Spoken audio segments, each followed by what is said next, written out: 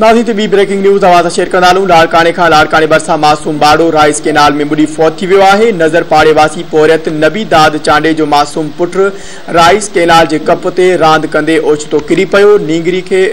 नींगर खे वारसन अस्पताल मुंतकिल कयो, जिते डॉक्टरनि संदसि फौत थियण जी तस्दीक करे छॾी आहे।